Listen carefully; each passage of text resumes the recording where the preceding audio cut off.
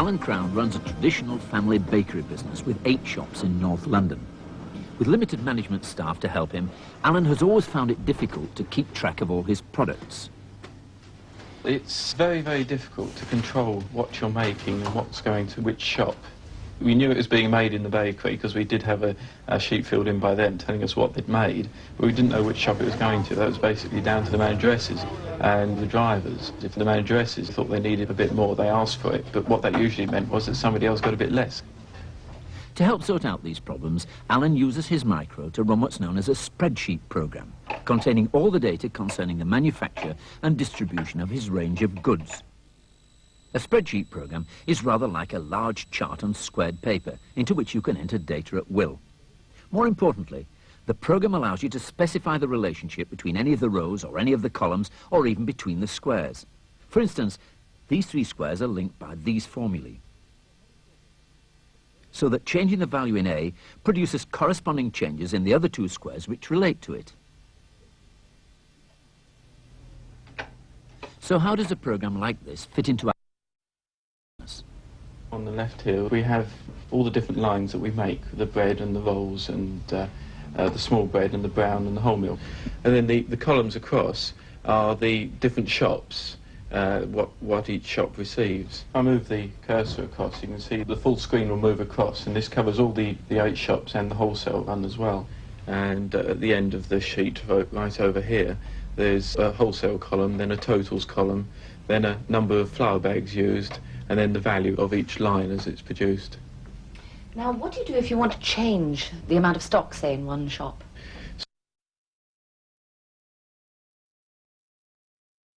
Order. I just move the cursor over, type in 100, and then by pressing one other button, that number of flour bags used increasing and the value of the sheet increasing as well. The printer produces what I have in the computer as hard copy for the bakehouse, and they use that for the daily production, all the numbers of different lines and the actual numbers of bags of flour that we need for the day. This really takes away quite a lot of the guesswork from the bakery. By reducing the element of guesswork, Alan has also been able to increase his production. He can now run the risk of introducing new lines to his shops, knowing he can adjust his production according to how well an item is doing.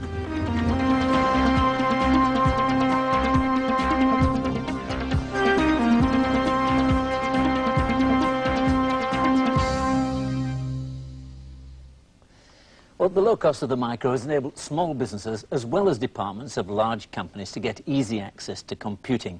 Of course, there are snags, but there are also real benefits.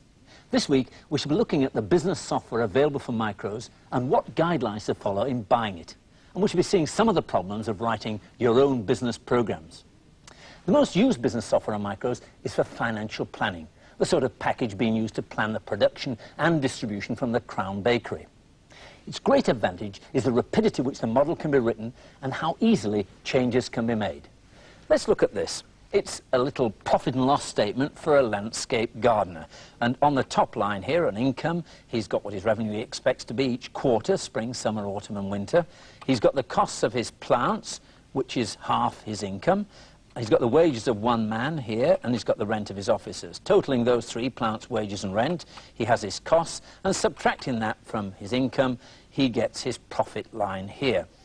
Well, one of the spreadsheet system is you're not limited, the size of the spreadsheet, to the size of the screen you're operating on. You can imagine the screen being a window, being able to move it around and look at any place you like on the spreadsheet. And you do this by moving the screen, and it will bring in the column there on the right-hand side and lose a column on the left-hand side. And this is the total for the year. So he's got a revenue of £53,081 with a total of £12,000 profit at the bottom right-hand corner. So it looks a very healthy business. So in addition to this, what he has done, he's actually produced a bank statement to see what the impact has on his bank. And we can look at that very quickly. And that's his bank account that would be a result of those revenues, if he achieves those revenues and the costs were the same. He has an opening balance of 0. The money comes in on the credits. He's got debits as he pays for his flowers and pays for the individuals, and he's got drawings of £2,500 per quarter, and it leaves quite a nice healthy balance in the bank itself. Well, that looks fine. But then he has the opportunity of doubling his revenue from the summer onwards, and that's where a computerized spreadsheet modeling system really comes into its own. All he has to do is to type in the new numbers and ask a what-if question. What if my summer onwards, what is the impact going to be on my revenues, on my profits, and on my bank balance? And all he has to do is to type in those new numbers. So he goes back to his original model and types in the numbers. And you can see here his income is going to change from the summer onwards, and it's going to double. So we simply type in 26,000, and that will modify it throughout the year. He's reckoning his income will grow slightly each quarter, but with the doubling of his work, he needs another man, so he's going to double his wages. 3250, and that will continue for the rest of the year. And we can very quickly look at the impact that has had, again by scrolling to look at the total column. At the top, he's got a substantially increased income of 93,662, and at the bottom, a profit here before tax of 27,456, which is 15,400 or so pounds over what he was going to make. So it looks like a good business on the face of it. Then he says, well, let's have a look at the impact on my bank statement. And, of course, the numbers have been reflected in the bank statement, and we look at that, and to his surprise, he finds that in the summer, he's overdrawn by £1,418. And the reason for that is fairly straightforward, that he's had to pay out for his plants, and he had to pay his wages before the money has come in from his new customer. Well, you might say, well, so what? But he could take this plan along to the bank and say, look, I have an opportunity to double my business. It is going to mean me going to an overdraft for the summer, but the rest of the year it will be cleared away, and presumably a good bank manager would give him an overdraft facility to cover that shortfall. But there's much more to business software on micros than financial planning systems. There's accounting packages, word processing, payroll. It's an almost endless list. But with over 200 different micros on the market and an amazing selection of software, it's easy to get quite bewildered. Our researcher, Catherine Robbins, has been to see a very small business in South London run by two women who feel they have problems a computer might help them solve, and they're not sure just how or where to begin.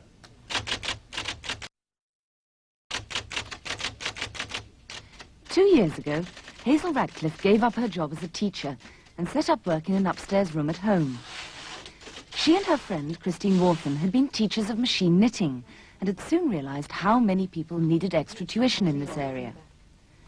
So they got together to write a collection of notes and leaflets, which soon turned into a full-colour magazine, Knitting Machine Digest. Fine, thank you.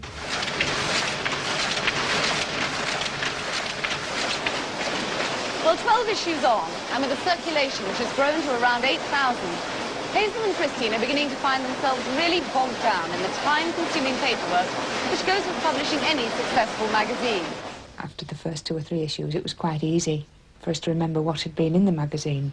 But now if we were to have a phone call and somebody would like to say, we've seen a sock pattern in your magazine, we'd like that particular issue, which one was it, please? It then involves us searching through the back issues to see exactly which one the socks were in. We do keep them on record separate from the magazine, but they're all in boxes and files, and they're all cross-referenced, and it's very difficult to go straight to what you want, especially if somebody's waiting on the telephone. Subscriptions are never straightforward. At the moment, we make out a record card, and then we make them out 5 more labels to cover the rest of the year. But then halfway through the year, somebody will change their subscription. They want to move house and give us their change of address, and it means searching through each of the files and changing each one manually. Whereas we feel if it was recorded on a computer, we'll be able to get to the information straight away and change it very quickly. We send out an invoice, then you wait, then you have to send out a statement, then you have to send out a restatement, and it takes an awful lot of time and chasing and following up. And we feel that with the computer, quicker, B, it would be much safer because we'd know exactly where we were. But is a computer really the best answer to all these problems? Surely it would be much simpler to employ an... For a small business, one of its advantages, its main advantage over a large concern, is that it is able to turn around an idea quickly. If we were to employ somebody else, it would be very difficult to find somebody who knew what we were talking about, both in machine knitting terms and in terms of the magazine. But while deciding to buy a computer is one thing, finding the right sort of machine to suit one's needs is quite a different matter. First of all, we looked at the magazines, but we didn't find them very helpful because they assumed you knew what they were talking about, and we hadn't got a clue. We feel we might have made a mistake in talking to sort of friends about computers, because one person who uses one particular type of computer obviously thinks that's great, but if there was somewhere where you could tell them exactly what you needed and then they could assure you that not only suited you now but would suit you as the business grew, because hopefully this business is going to grow and grow, and if it grows at the rate that it has done over the last 2 years, then we don't want to buy a computer that in a couple of years' time. Well, that's an example of a very small business in a fairly common situation. They've identified problem areas in their business, in their case subscriptions, accounting and some sort of information retrieval. Well, with me today is Colin Harris of the NCC Microsystems Centre in London, whose job it is to give advice to businesses about micros and their software. Colin, what advice would you give in this case? Well, before I give any advice at all, I'd like to clear up 3 specific items. First of all, I'd like to make certain that I understood fully what was being asked. Secondly, I'd like to be clear in my own mind that the problem could and should be handled by a microcomputer. And thirdly, I'd like to make certain that in my mind again, it was economically viable. Now, in this particular instance, I would regard using a proprietary information retrieval system as being a very good answer. This would cope quite adequately with 3 of the major things that they've mentioned. First of all, there's the subscription accounting and the ability to transfer a mailing list onto a machine and produce labels automatically. Secondly, there were the questions that they were being asked about what patterns were in what particular issues. And thirdly, the advice they were asked to give as to whether a training centre or club was available in certain areas. I believe that this particular type of situation lends itself very much to a package of that type. And using a package, you'd be able to get it up that much more quickly than writing it with an ordinary program. Certainly, and in fact we did just that in the Microsystems Centre, and if we look at the screen here we'll see an example of what we did. We tested out the subscription situation, and in the top left-hand corner here of the name and address of a particular subscriber. If we move down to the bottom on the left, we can see elements there of when they joined, what the subscription amount is, and whether or not it's been paid recently. At the top right, we have details here of the machines that are owned by this particular subscriber. And finally, on the bottom right, we have the most important things of all as far as we're concerned, which are the details of what club night is being run, when the time of a particular training session is being achieved. We took perhaps 2.5 hours, that's all, to set up within the particular package that we're talking about the details of this particular requirement. And how long would it have taken you if you'd have written it in, say, BASIC or some language like that? Well, that's very difficult to assess, of course, but I would imagine that it would be 2, 3, or perhaps even 4 weeks to successfully accomplish what we managed to do in 2.5 hours. And then there's all the problems of updating it and changing it when you're finished. Certainly, and one of the beauties about this particular package, this piece of software, this program, is that it is very easy for the users to be able to change it. Once they become more familiar with its use, they may decide that they want certain elements changed. It's very simple for them to learn to change it themselves. And what equipment did you recommend? Well, equipment was fairly straightforward and simple to recommend. We decided that they would need a screen with a keyboard naturally. They'd need the computer with 2 disk drives and obviously a printer for producing their subscription lists and also their name and address labels. We felt that that should easily be contained within a figure of £3,000 to £4,000. And was it an economic proposition going to your third area? Was it an economic To my mind, it was an economic proposition, otherwise I wouldn't have carried it forward. But I must leave this decision to the client. This is the decision they have to make, whether in their view, with my advice and with the advantages and disadvantages that I feel the system would provide, they have to decide finally whether it was economically viable for them. It sounds almost miraculous that you're able to do something in 2.5 hours. And that excludes, of course, setting up all their files of their 8,000 subscribers, but do it in 2.5 hours when programming would take 3 weeks. What are the limitations? Well, there are 2 major limitations with this system. First of all of the information with regard to one subscriber, shall we say, has to be contained within the size of one screen. Secondly, the number of subscribers, in this case we only have 8,000, but the number of subscribers would be limited under this system to 65,000. So they've got plenty of room for expansion from 68 to 64. Yes, indeed they have. But advantage with this, although it isn't a disadvantage in this case, there are no mathematical capabilities associated with this particular package. We can't add, multiply, divide, etc. This is purely an information retrieval package. Well, thanks a lot, Colin. Well, in this case, a commercial package was used, but there is another way.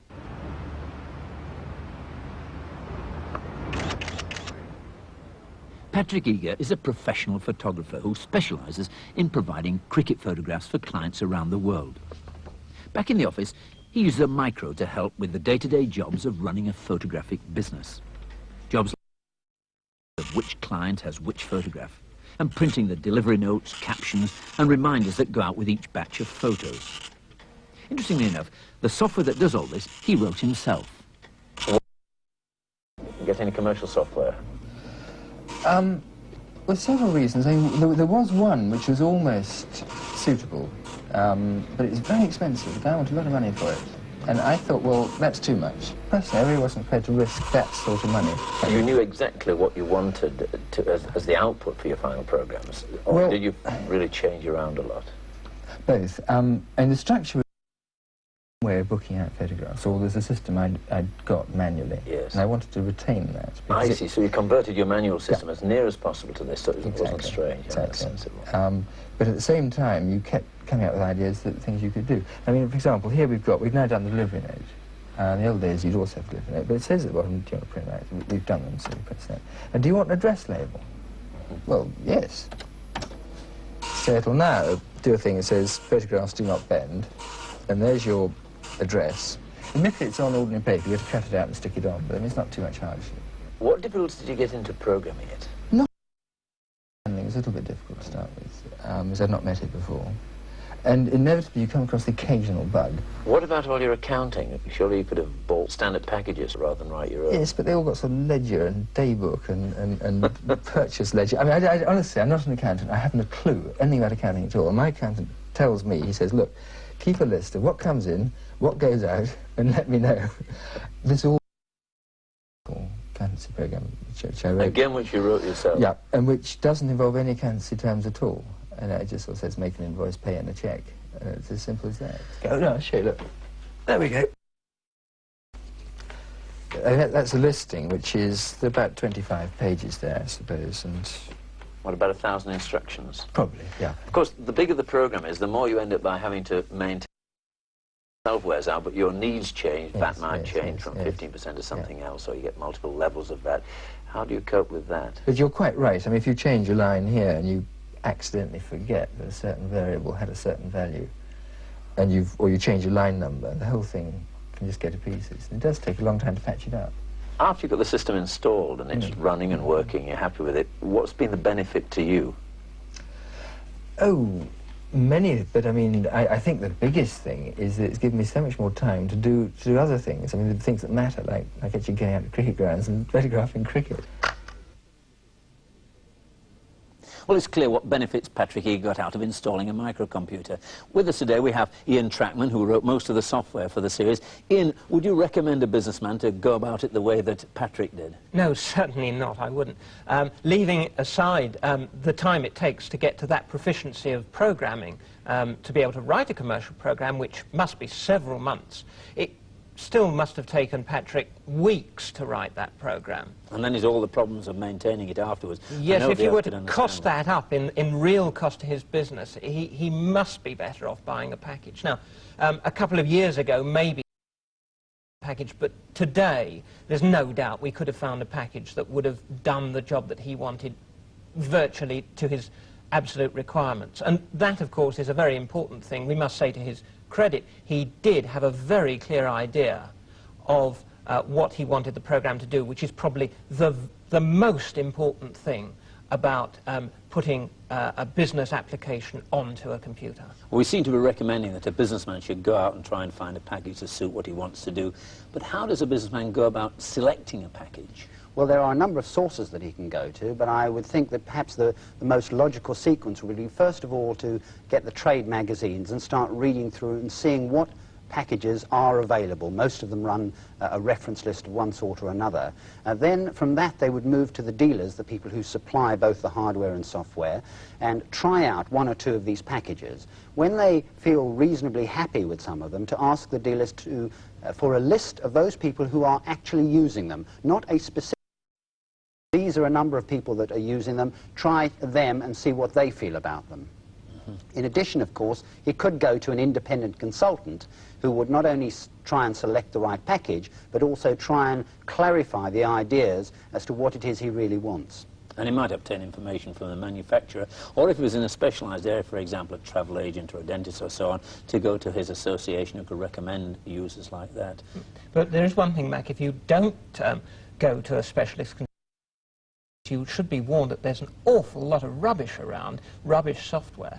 How do you define rubbish software? Well, I suppose we ought to be more specific. It's not just, when you buy a package, it's not just the program. Besides the program, there's the documentation, which explains how to run the program, how to make changes, if the circumstances of your business change. And there's also the question of support, going back to the software house or the manufacturer of the software for help when something goes wrong.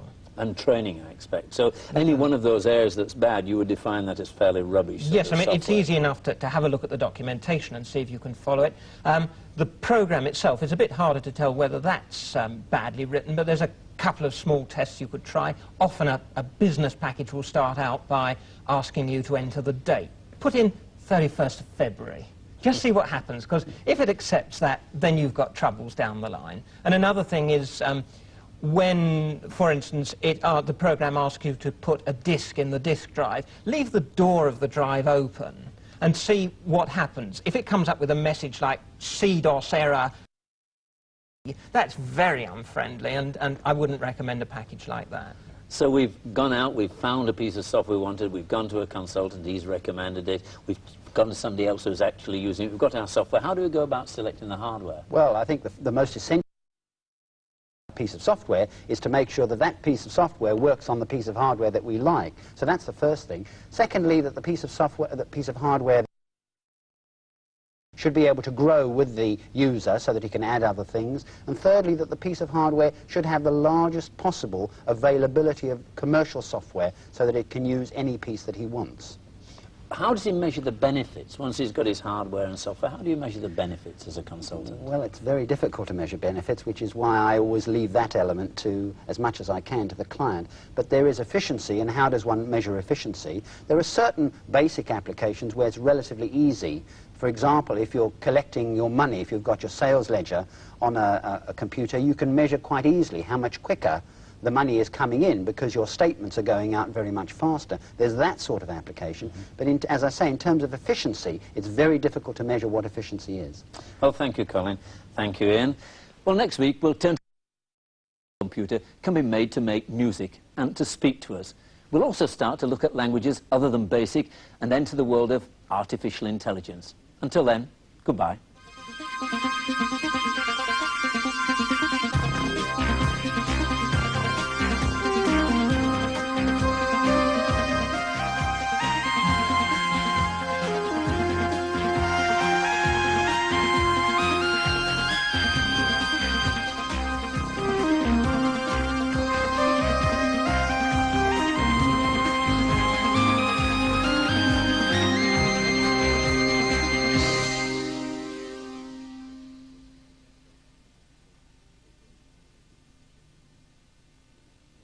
To accompany this series, the BBC has produced a book for use with the cassette-based British Broadcasting Corporation Model B microcomputer.